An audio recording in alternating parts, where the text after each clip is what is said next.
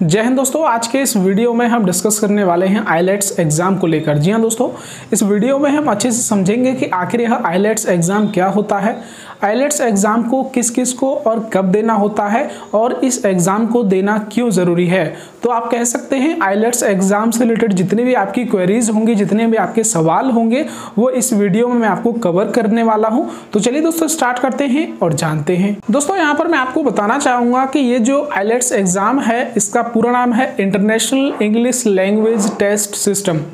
दोस्तों यहाँ पर ये ऐसे लोगों के लिए है जो लोग विदेश में जाकर पढ़ाई करना चाहते हैं या फिर नौकरी करना चाहते हैं। दोस्तों जो ज़्यादातर जो हमारी इंग्लिश कंट्रीज़ हैं, जहाँ पर जैसे कनाडा हो गया, ऑस्ट्रेलिया हो गया, न्यूजीलैंड हो गया, यूके हो गया, ऐसी कंट्रीज़ में अगर आप जाना चाहते हैं काम करने के लिए या अपनी हायर स्टडीज़ को कंप्लीट करने के लिए, तो यहाँ पर आपको सबसे पहले आईलेट्स के एग्ज़ाम को क्लियर करना होता है। इसी के बाद यहाँ पर फिर आप उस कंट्री में जा पाते हैं।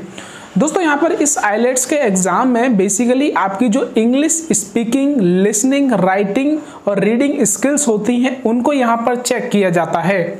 एग्जाम पैटर्न की बात करूँ तो एग्जाम पैटर्न के अंदर आपको जितने भी क्वेश्चंस होते हैं वो इंग्लिश रिलेटेड होते हैं।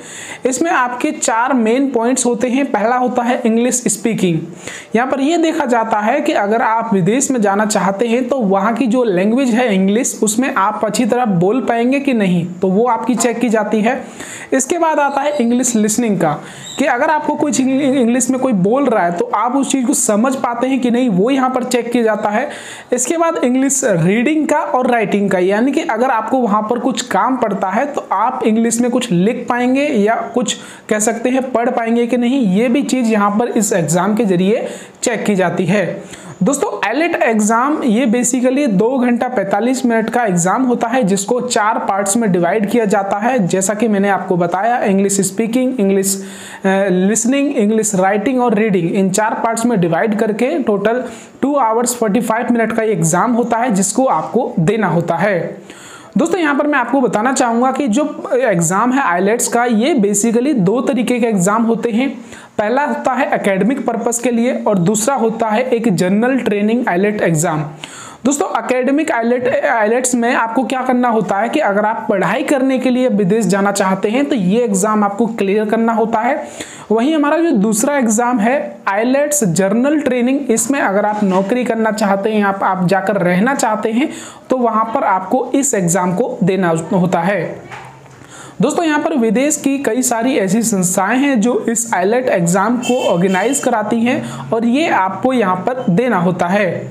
दोस्तों यहाँ पर इस आईलेट के एग्ज़ाम को देने के लिए जो एलिजिबिलिटी है, जो रिक्वायरमेंट है, वो है कि कम से कम आपके पास आपका पासपोर्ट होना चाहिए। अगर आपके पास पासपोर्ट नहीं है तो आप इस एग्ज़ाम को नहीं दे पाएंगे। इसके अलावा उम्र की बात करें, एज लिमिटेशंस की बात करें, तो कम से कम 16 ईयर्स से नीचे आपकी उम्र नहीं होनी चाहिए। 16 अबव अगर आप हैं, आपके पास पासपोर्ट है, तो यहाँ पर आप आसानी से इस एग्ज़ाम को दे सकते हैं। दोस्तों यहाँ पर बात की जाए कि इस एग्ज़ाम को देने के लिए रजिस्ट्रेशन कैसे किया जाता है, तो इस आईलेट्स के लिए एक ऑफिशियल वेबसाइट है www.ilets.org.in। इस पर जाकर आप रजिस्ट्रेशन कर सकते हैं, जिसमें आपकी कुछ डॉक्यूमेंटेशन होगी। इसके अलावा आपको कुछ फीस पे करनी होती है। जैसे आईलेट एग्ज़ाम की जो फीस है, रजिस्ट्रेशन फीस है, वो नियरली 14 to 15,000 होती है, यानी कि 14 से 15,000 रुपये यहाँ पर पे करना होता है इस एग्ज़ाम के अंदर रजिस्ट्रेशन करने के लिए। दोस्तों ये जो एग्ज़ाम होता है इसको ऑनलाइन और ऑफलाइन दोनों मोड पर लिया जाता है, यानी कि पेपर और कंप्यूटर पर दोनों तरीके से ये आपसे एग्ज़ाम लिया जा सकता है। अब बात करें इसके रिजल्ट की, तो इसका जो रिजल्ट है वो एग्जाम देने के 4 से 5 दिन के अंदर आपका रिलीज हो जाता है। उसमें आपकी कट ऑफ लिस्ट रिलीज होती है, जिसके अकॉर्डिंग आपका वहां पर सिलेक्शन होता है आईलेट्स के जो फाइनल रिजल्ट होता है उसके अंदर। मैं उम्मीद करूंगा कि आपको समझ में आ गया होगा कि आईलेट्स का एग्जाम क्या होता है, क्यों इसको देना जरूरी होता है और क्यों दिया जाता है। दोस्तों अगर आपको ये वीडियो अच्छी लगी हो तो हमारे इस वीडियो को लाइक करें, शेयर करें, चैनल को सब्सक्राइब करें और ऐसे जानकारी भरे वीडियोस को फ्यूचर में देखने के लिए।